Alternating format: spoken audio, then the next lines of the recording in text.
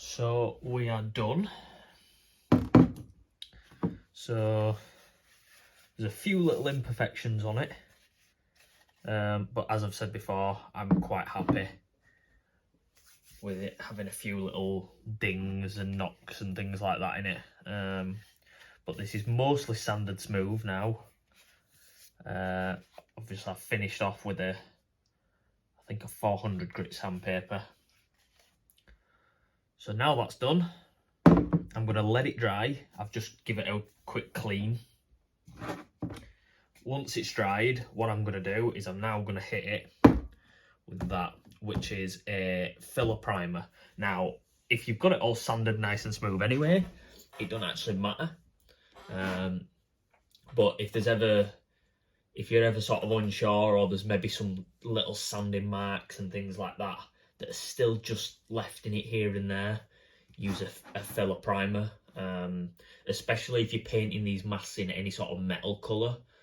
The good thing with metal colours is you actually have to coat them with a gloss black first, so you don't really have to worry about the colour of the primer. So this actually comes out like this colour. It's this like orangey colour. It actually looks quite cool. But I'm gonna let this dry, and then I'm gonna do basically exactly what I've done already. Hit it with 3 coats of this. Then whatever primer you use, read the back of the can, and make sure, because different primers can be different. Some of them you can sand them within like a couple of hours, others you need like 24 hours. So I'm going to hit it with 3 coats of this, and then tomorrow I'll probably come back and I'll finally sand it with 400 grit sandpaper, and then that will be it. This will be now all ready to paint. So just really quick, I actually forgot to mention it, that right now in the UK, it is basically freezing outside, like actually freezing. Now, one of the things I always do anyway before painting when using rattle cans is I submerge it in basically hot water. So if you are ever having to paint outside, obviously sort of plan out where you're going to put the mask and everything to dry, because you don't really want it drying outside. But personally, what I do is I put whatever you're painting next to a radiator for a little while to let it heat up and warm up, and then I put the paint in hot water and I let that set, and it just means that even though you're painting outside, it will spray properly. You can coat it and then just bring it back in and do same again, put it in some hot water, and your paint should be fine. So here you can see I'm hitting it with the first of 3 coats.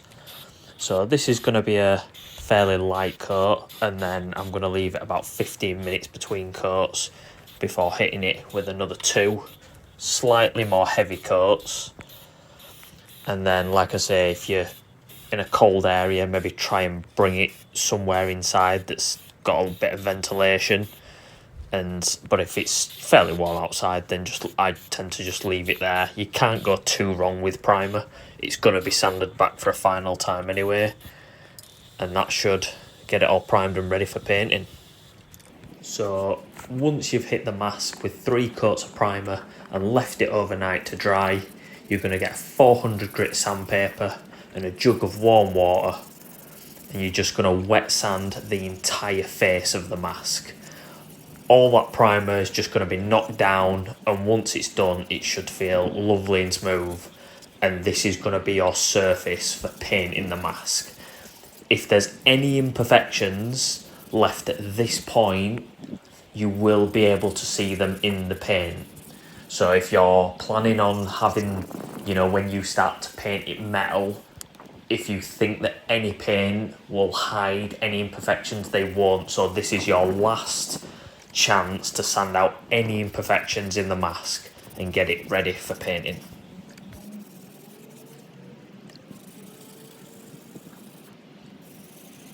Once you've finished sanding, just give the mask a quick wash with, usually I just use water just to get rid of any residue that's left over, and that should be all ready.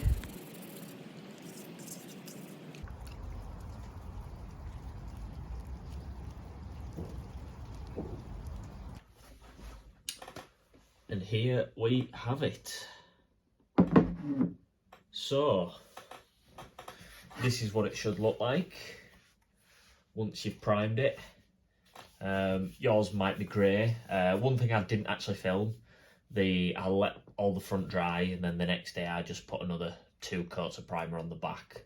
I don't really take that much care with it, but usually it's worth just giving it a few coats. So here is where we start to paint the mask. Now, if you're painting any sort of metal colours, you always want to start with a gloss black base. The gloss black base is what gives it its metallic shine. If you don't give it a gloss black base, usually you end up getting just like a car silver that you see on cars, rather than like a metallic metal silver. So if you want, any gloss black paint will do, but if you're wanting to use the same stuff I use here, it'll be in the link in the description below.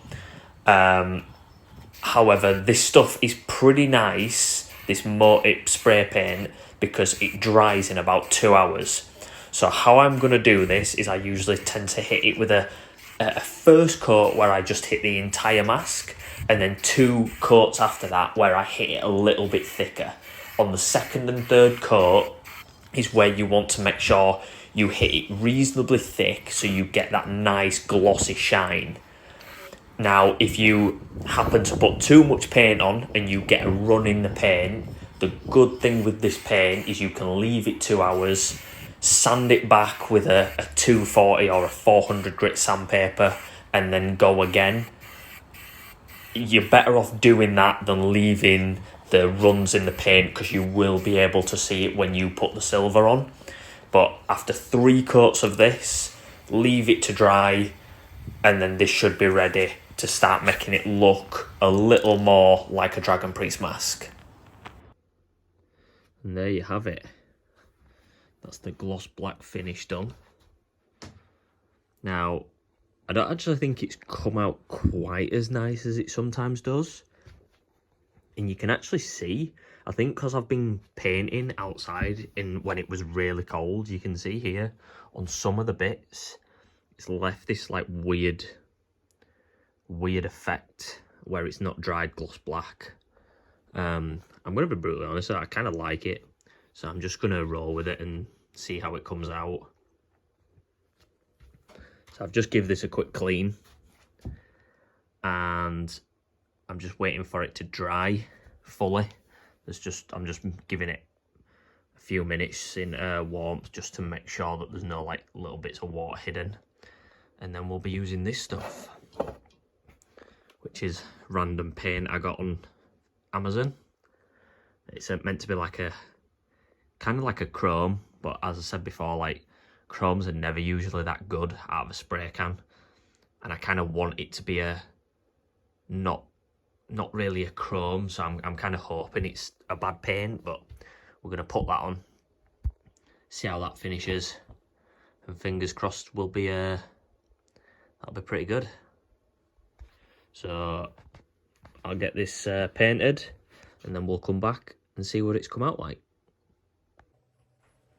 So just a quick update, I actually went back and hit it with another 2 coats of gloss black paint the next day, and it came out a lot better. So it must have just been the temperature that was making it dry a little bit funny, but this is what it came out after a second set of coats, and it looks a ton better.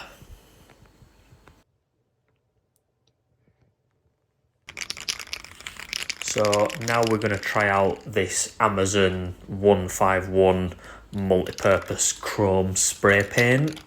Again, this was quite a cheap spray. It was a chrome spray. Now, usually spray paints in a can that claim to be chrome don't come out as a chrome, they come out more of a silver. But I did have a look at this stuff, and despite it being really cheap, it did kind of look quite good. It wasn't a chrome, but it did have a nice metal effect. And as you can see here, it actually does have a really nice metallic metal finish. So it was a good option to go with.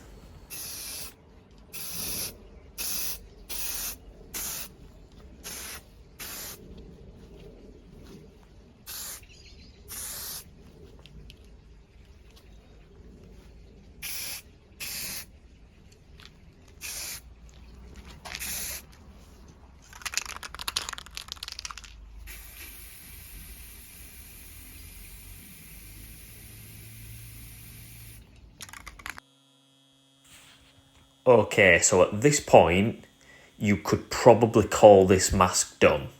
However, as you'll see with my other masks, adding shading around all the edges and the grooves in the mask and the eyes and the mouth, adding a little bit of shading with a different colour or shadowing just adds an extra depth to the paint job and just gives it a ton better finish.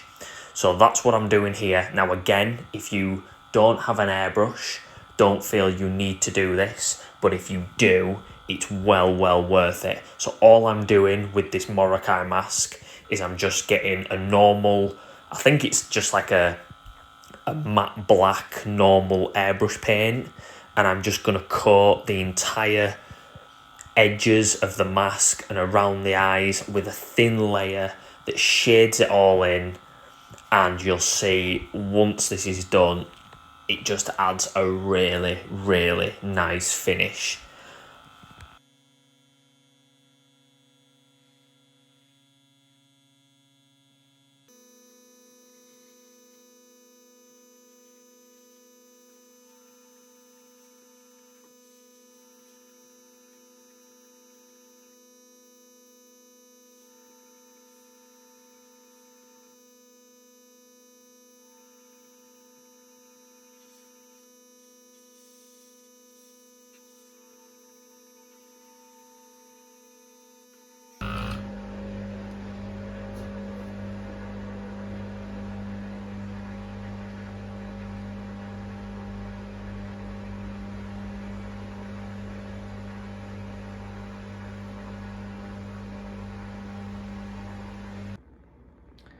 And here we have it, the finished result. Now, I did actually go over this a second time with the airbrush, and honestly, I kind of feel like I made it look a little bit worse. So if you are planning on airbrushing it, just do a thin coat and it'll probably turn out better. But even still, I think it came out looking pretty good, to be fair. Now, a little rule of thumb to let you know about: do not, and I repeat, do not use a clear coat on any paint that is designed to be a shiny metallic metal. If you use a clear coat, it will make it look awful. It will basically turn your metal metallic finish into a normal car silver paint. So with stuff like this, you're going to have to leave it with the metal finish. However, if I just move this out of the way, as you can see here, I've got my full collection. And if you can already spot a problem with this display case that I'm about to have, write down below in the comments. But all these masks have got some sort of clear coat on them. The wooden one doesn't, but all these masks have got various coatings on them. However, this one here, and the Morokai mask don't have any clear coats on them, and it's purely because either it'll damage the paint or it's one of them risky clear coats where you can put something on it but it might destroy the paint, and then you'll essentially have to sand it all back and start again, which I don't really want to do. With stuff like these ones, I've used varying different clear coats on them. So some I've used like an airbrush clear coat. This one I used actually Mod Podge, which is actually a glue that you paint on and then it dries clear, and you can sort of see it leaves like a bit of a texture, but I thought it looked pretty cool, to be fair. And then that one and that one also has a airbrush clear coat on. But if you want to use normal clear coats, you can. Just be aware, sometimes it absolutely destroys the finish of the paint. So if you're not going to be taking it outside and it's not going to be in sunlight and things like that, honestly, if you're happy with it, just at least test the clear coat on the paint, on like a something else first with the same paints, and that'll at least give you a good idea of how the paint's going to react to a clear coat. But that is my collection all done,